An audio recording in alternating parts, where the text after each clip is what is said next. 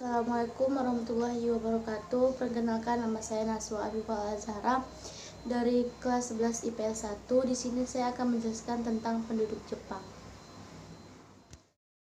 Kedatangan Jepang di Indonesia.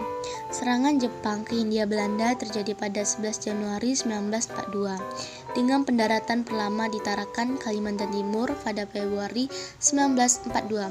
Jepang menduduki Pontianak, Banjarmasin, Makassar, Palembang, dan Bali. Penduduk Palembang dianggap strategis karena letaknya di antara Batavia yang menjadi pusat kekuasaan Belanda dan Singapura yang menjadi wilayah kekuasaan Inggris.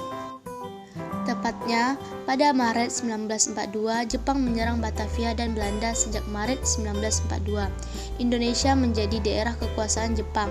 Tujuan Jepang menyerang dan menduduki Hindia Belanda adalah menguasai sumber daya alam, terutama minyak bumi, guna mendukung industri dan kampanye perang Jepang.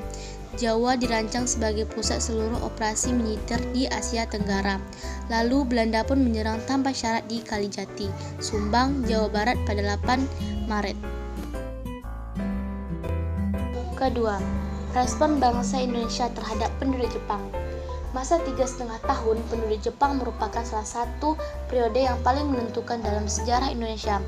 Pada surat Jepang menyerah di Indonesia telah terjadi perubahan yang sangat cepat dan luar biasanya sehingga memungkinkan kelahirannya sebuah revolusi.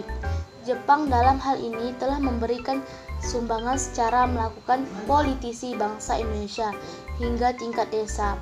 Akhirnya peristiwa paling mendukung lahirnya puncak kemerdekaan adalah kelelahan Jepang dalam perang Pasifik tersebut.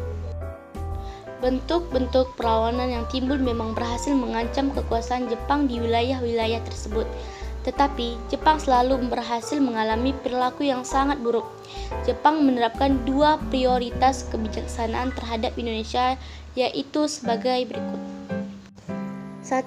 Menghapuskan semua pengaruh berat di kalangan masyarakat Indonesia, seperti pelanggaran menggunakan bahasa Belanda di sekolah atau dalam kegiatan sehari-hari, penggunaan bahasa Inggris, dan memajukan pakaian bahasa Jepang. Namun, hanya sedikit orang yang memiliki kemampuan bahasa Jepang. Kondisi ini mendorong meluasnya pakaian dan bahasa Jepang. 2. Mobilisasi rakyat untuk mendukung kemenangan Jepang dalam Perang Asia Timur Raya. 3. Proses menuju Indonesia Merdeka.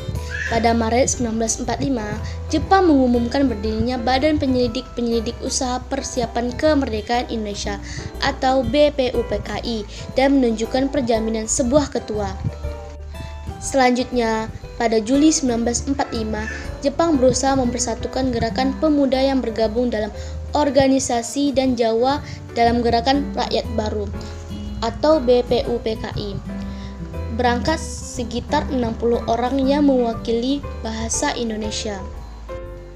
Bahkan terdapat 4 orang Tionghoa dan 1 orang Arab, serta perankan benda-benda pidato yang disampaikan Soekarno pada 1 Juni 1945. Ia mengumumkan Pancasila tentang 5 dasar yang akan menjadi falsafah resmi dalam kehidupan bangsa, kesejahteraan dalam demokrasi.